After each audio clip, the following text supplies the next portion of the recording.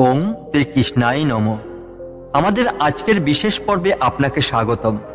শ্রীমদ্ ভগবদ গীতার দ্বিতীয় অধ্যায় সাংখ্য যোগের গভীর তত্ত্ব এবং আধ্যাত্মিক দিশা নিয়ে আমাদের ধারাবাহিক আলোচনা আজ নতুন এক অধ্যায়ে প্রবেশ করছে। আগের পর্বে আমরা বিশদে আলোচনা করেছি 1 থেকে 10 নম্বর শ্লোক, যেখানে শ্রীকৃষ্ণের অন্তর্নিহিত উপদেশ এবং অর্জুনের সংশয়কে নিয়ে আলোচনা হয়েছিল। তার লিংক আপনি ডেসক্রিপশন বক্সে পেয়ে যাবেন। আজকের পর্বে আমরা 11 থেকে 15 নম্বর শ্লোকের মধ্যে লুকিয়ে থাকা দার্শনিক শিক্ষা এবং জীবনের গভীর অর্থের দিকে তাকাবো। এই শ্লোকগুলোতে শ্রীকৃষ্ণ আমাদের শেখাচ্ছেন আত্মার অমরত্ব, সুখ দুঃখের প্রতি নিরপেক্ষতা এবং জীবনের প্রকৃত লক্ষ্য সম্পর্কে। তাহলে আসুন মনোযোগ দিয়ে শুনি এবং উপলব্ধি করি কিভাবে গীতার এই অমৃত বাণী আমাদের দৈনন্দিন জীবনের জন্য অনুপ্রেরণা ও দিশা দিতে পারে। আপনার ধৈর্য আর আগ্রহের জন্য অগ্রিম ধন্যবাদ। চলুন শুরু করা যাক আমাদের আধ্যাত্মিক যাত্রা। গীতার দ্বিতীয় অধ্যায়ে 11 নম্বর শ্লোকে ভগবান শ্রীকৃষ্ণ বললেন, তুমি যাদের জন্য শোক করছো তারা শোকের অযোগ্য, অথচ তুমি প্রজ্ঞাবানের মতো কথা বলছো। জ্ঞানী ব্যক্তিরা জীবিত বা মৃত কারোর জন্যই শোক করেন না। এই শ্লোকের মাধ্যমে শ্রীকৃষ্ণ অর্জুনের ভ্রান্তি ও শোক দূর করার জন্য প্রথম দার্শনিক শিক্ষা দেন।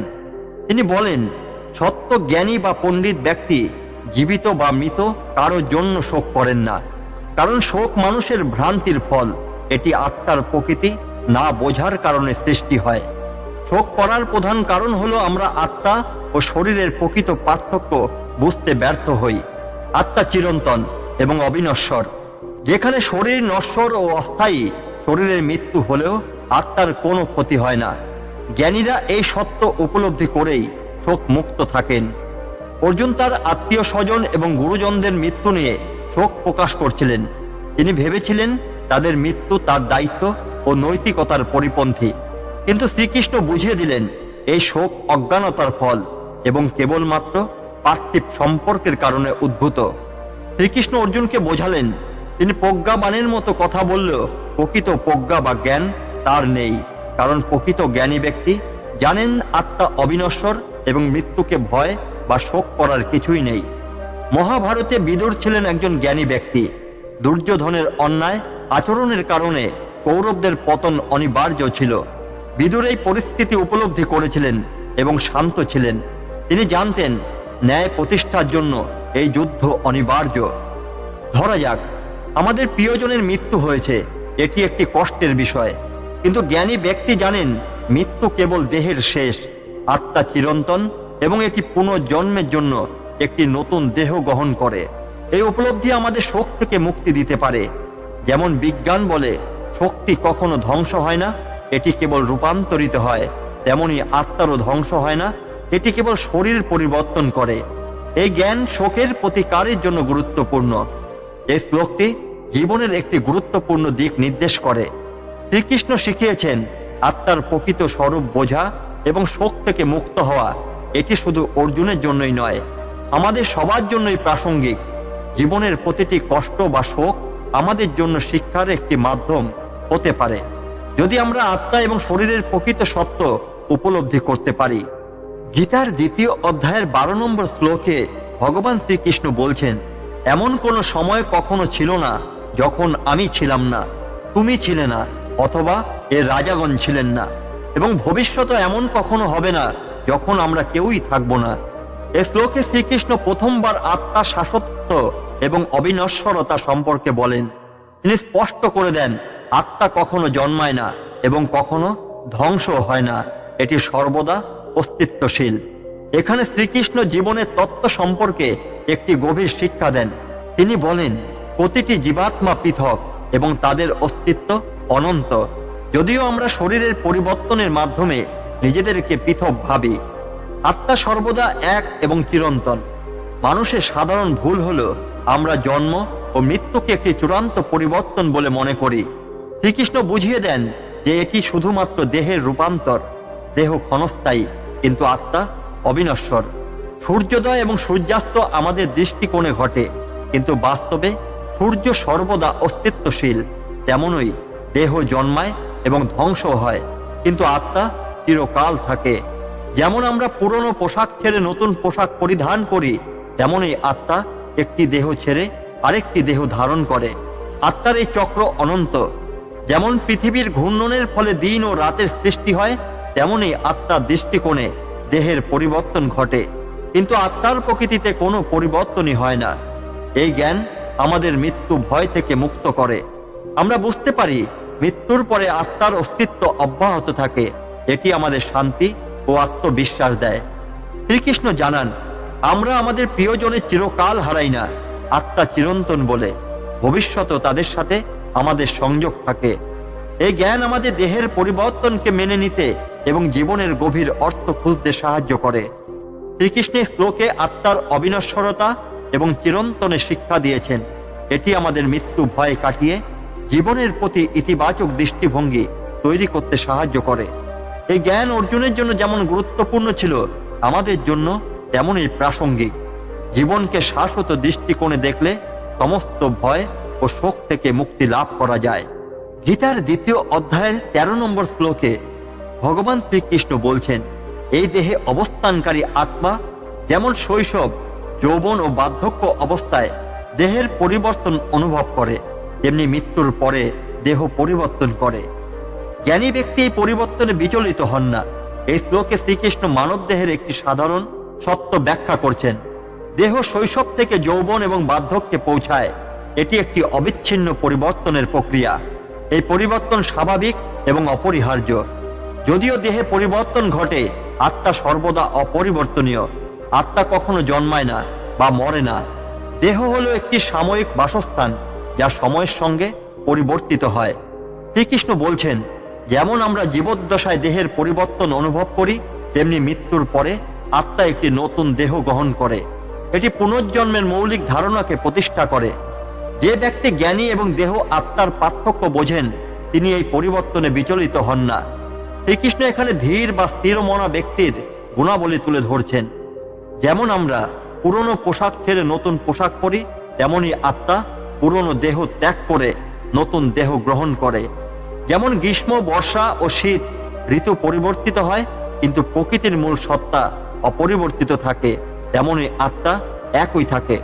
যদিও দেহের পরিবর্তন ঘটে, যেমন একটি নদীর জল প্রভাবিত হয় এবং তার আকৃতি বদলায়, তবুও নদী একই থাকে। তেমনি আত্মা অপরিবর্তিত থাকে, যদিও দেহের পরিবর্তন হয়। এই জ্ঞান আমাদের শেখায় যে মৃত্যু হলো দেহের একটি পরিবর্তন মাত্র। এটি আত্মাকে ধ্বংস করে না। তাই মৃত্যুকে ভয়ের বস্তু হিসেবে না দেখে এটিকে স্বাভাবিক পরিবর্তন হিসেবে গ্রহণ করতে শেখায়। এই শ্লোক আমাদের জীবনের পরিবর্তনগুলো মেনে নিতে সাহায্য করে। শৈশব, যৌবন এবং বার্ধক্যকে সহজভাবে গ্রহণ করতে শেখায়।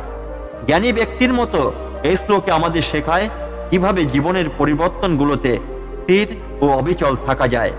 শ্রীকৃষ্ণের শ্লোকে জীবনের পরিবর্তনশীলতা ও আত্মার শাশ্বতত্ব ব্যাখ্যা করছেন। এটি আমাদের শেখায় যে আমরা আত্মা হিসেবে চিরকালীন ও অবিনশ্বর। এই জ্ঞান জীবনের প্রতিকূলতা মোকাবিলা করতে, পরিবর্তন মেনে নিতে এবং জীবনের প্রকৃত অর্থ উপলব্ধি করতে সাহায্য করে। গীতার 2য় অধ্যায় 14 নম্বর শ্লোকে ভগবান শ্রীকৃষ্ণ বলছেন, হে কুন্তেয়, ইন্দ্রিয়গণের সংস্পর্শে শীত, গ্রীষ্ম, সুখ, দুঃখ ইত্যাদি অনুভূত হয়। এগুলো অস্থায়ী এবং আসা যাওয়া বিষয়। তাই হে ভরতবংশীয়, তুমি এই বিষয়গুলিকে সহ্য করো। এই শ্লোকে শ্রীকৃষ্ণ ইন্দ্রিয় এবং অনুভূতির সংযোগের কথা বলছেন। ইন্দ্রিয়গণ তাদের বস্তুর সংস্পর্শে শীত, গ্রীষ্ম, সুখ ও দুঃখের মতো অনুভূতি সৃষ্টি করে। শ্রীকৃষ্ণ জানিয়েছেন যে এই অনুভূতিগুলো স্থায়ী নয়, এগুলো আসে এবং যায়। ঠিক যেমন ঋতুগুলি পরিবর্তন হয়, তেমনি এই অনুভূতিগুলিও চিরস্থায়ী নয়। যেহেতু সুখ দুঃখ অস্থায়ী, তাই এগুলোর দ্বারা প্রভাবিত না হয়ে এগুলো সহ্য করতে হবে।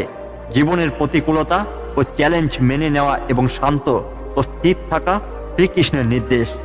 যেমন গ্রীষ্মের গরম এবং শীতে ঠান্ডা হয়, তা আমরা মেনে নিই, ঠিক তেমনই জীবনের সুখ দুঃখ উষ্ণ শীতল অনুভূতিগুলোকে মেনে নিতে হবে। যেমন নদীর স্রোতে ওঠানামা হয়, তবুও নদী তার পথ অব্যাহত রাখে, তেমনি আমাদের মনোভাব স্থির রেখে জীবনের পরিবর্তনগুলিকে সহ্য করতে হবে। যেমন কৃষক প্রাকৃতিক দুর্যোগকে সহ্য করে নিজের কাজ চালিয়ে যায়, তেমনি জীবনেও প্রতিকূল পরিস্থিতিতে ধৈর্য ধরে এগিয়ে যেতে হয়। এই শ্লোক আমাদের শেখায় যে সুখ, দুঃখ, হানি, লাভ অস্থায়ী। এগুলো মেনে নিতে পারলে আমরা মানসিকভাবে আরো শক্তিশালী হয়ে উঠতে পারি। প্রতিটি জীবনে সমস্যার মুখোমুখি হতে হয়। শ্রীকৃষ্ণের এই শ্লোক আমাদের শেখায় কিভাবে ধৈর্য ধরে সমস্যাগুলিকে অতিক্রম করতে হয়। এই শ্লোক আমাদের ইন্দ্রিয়গত আকর্ষণ এবং বিরক্তি থেকে মুক্তি পেতে সাহায্য করে। এটি আমাদের স্থিতিশীল এবং সংযমী হতে শেখায়। শ্রীকৃষ্ণের শ্লোকে জীবনধারার একটি গুরুত্বপূর্ণ দিক তুলে ধরছেন। সুখ দুঃখের মতো অনুভূতিগুলি সাময়িক এবং আসা যাওয়ার বিষয়। আমাদের উচিত এগুলোকে মেনে নেওয়া এবং সহিষ্ণু থাকা। এই শিক্ষাটি আমাদের জীবনের প্রতিকূলতায় স্থিতিশীল এবং শান্ত থাকতে সাহায্য করে। গীতার 2য় অধ্যায় 15 নম্বর শ্লোকে ভগবান শ্রীকৃষ্ণ বলছেন, হে পুরুষসর্ব, পুরুষদের মধ্যে শ্রেষ্ঠ, যে পুরুষ দুঃখ এবং সুখ দ্বারা ব্যথিত হয় না এবং যিনি সমানভাবে উভয়কে গ্রহণ করেন, সেই স্থির বুদ্ধি ব্যক্তি মোক্ষ লাভের যোগ্য হন। শ্রীকৃষ্ণ এখানে সেই ব্যক্তির কথা বলছেন যিনি সুখ দুঃখ উভয়ের মধ্যে নিজেকে অক্ষত রাখেন। এমন একজন ব্যক্তি মানসিকভাবে শক্তিশালী এবং দুঃখ বা সুখ কোনো কিছুতেই বিচলিত হন না। শ্রীকৃষ্ণ বলছেন, সুখ এবং দুঃখের প্রতি সমভাব ধরে রাখা খুবই গুরুত্বপূর্ণ। সুখ এলে অহংকার করা বা দুঃখ এলে হতাশ হওয়া জীবনের উদ্দেশ্য নয়। যারা সমভাব বজায় রাখতে পারেন তারাই আত্মার পরম শান্তি অনুভব করতে সক্ষম হন। যিনি দুঃখ এবং সুখ উভয়ের উপরে উঠে যেতে পারেন তিনি জীবনের চরম লক্ষ্য মোক্ষ লাভে সক্ষম হন। এই শ্লোকটি আমাদের শেখায় যে পার্থিব বিষয় থেকে মনকে সরিয়ে সমবৃত্তিতে স্থিত থাকা মোক্ষ লাভের প্রথম শর্ত। যেমন একটি পাথর যার উপর ঝড় বৃষ্টি বা সূর্যের প্রখর তাপ কোনো প্রভাব ফেলতে পারে না, তেমন স্থিরচিত্ত ব্যক্তি সুখ ও দুঃখে সমান থাকেন। শ্রী রামচন্দ্র তার জীবনে অযোধ্যা থেকে বনবাসে যাওয়ার মতো দুঃখজনক পরিস্থিতি এবং পরে রাজ্যাভিষেকের মতো আনন্দময় ঘটনাকে একইভাবে গ্রহণ করেছেন। এ সমভাব তার মহান চরিত্রের পরিচয়। একজন প্রকৃত কর্মী তার সাফল্য ব্যর্থতা উভয়কে সমানভাবে মেনে নেন। তিনি ফলাফলের প্রতি আসক্ত না থেকে নিজের কর্তব্য পালন করেন। আমাদের জীবনে সুখ দুঃখ হানি লাভ অবশ্যম্ভাবী। এই শ্লোকটি শেখায় কিভাবে এই ওঠাপড়ার সঙ্গে মানিয়ে চলতে হবে। যিনি সুখে অহংকার করেন না বা দুঃখে ভেঙে পড়েন না তিনি মানসিকভাবে শক্তিশালী হন। এই গুণাবলী দৈনন্দিন জীবনের জন্য অত্যন্ত গুরুত্বপূর্ণ। এই শ্লোক আমাদের স্মরণ করিয়ে দেয় যে সমভাব বজায় রাখলে আমরা আমাদের চূড়ান্ত লক্ষ্য মোক্ষের পথে এগিয়ে যেতে পারি। এই শ্লোকটি জীবনের একটি অত্যন্ত গুরুত্বপূর্ণ শিক্ষা প্রদান করে। সুখ ও দুঃখের মতো বৈষম্যের ঊর্ধ্বে উঠে মনকে স্থির রাখা এমন একজন ব্যক্তি জীবনের সমস্ত পরীক্ষায় উত্তীর্ণ হয়ে চরম শান্তি লাভ করেন এবং আধ্যাত্মিক মুক্তির পথে এগিয়ে যান। আজকের এই পর্বে আমরা শ্রীমদ্ ভগবদ গীতার 2য় অধ্যায়ের 11 থেকে 15 নম্বর শ্লোকের গভীর তত্ত্ব এবং দার্শনিক ব্যাখ্যা নিয়ে আলোচনা করেছি। শ্রীকৃষ্ণের উপদেশ শুধু অর্জুনের জন্যই নয়, আমাদের প্রত্যেকের জীবনের জন্য এক অমূল্য দিশা। আত্মার অমরত্ব, সুখ দুঃখের প্রতি নিরপেক্ষ থাকা এবং জীবনের প্রকৃত উদ্দেশ্যকে বুঝতে এই শ্লোকগুলো আমাদের অনেক শিক্ষা দেয়। আপনাদের যদি এই আলোচনা ভালো লেগে থাকে তাহলে লাইক করুন, শেয়ার করুন এবং আপনার মূল্যবান মতামত কমেন্টে জানাতে ভুলবেন না। আমাদের চ্যানেলকে সাবস্ক্রাইব করুন এবং পরবর্তী পর্বে গীতার আরও গভীর শ্লোক বিশ্লেষণের জন্য সাথে থাকুন। ডেসক্রিপশন বক্সে আগের পর্বের লিঙ্ক দেওয়া আছে, চাইলে সেগুলো দেখে নিতে পারেন। নতুন আলোচনার জন্য আবার দেখা হবে। ততক্ষণ পর্যন্ত গীতার এই মহাজ্ঞান আপনাদের জীবনে শান্তি ও সমৃদ্ধি নিয়ে আসুক। ধন্যবাদ। শুভ দিন। জয় শ্রীকৃষ্ণ।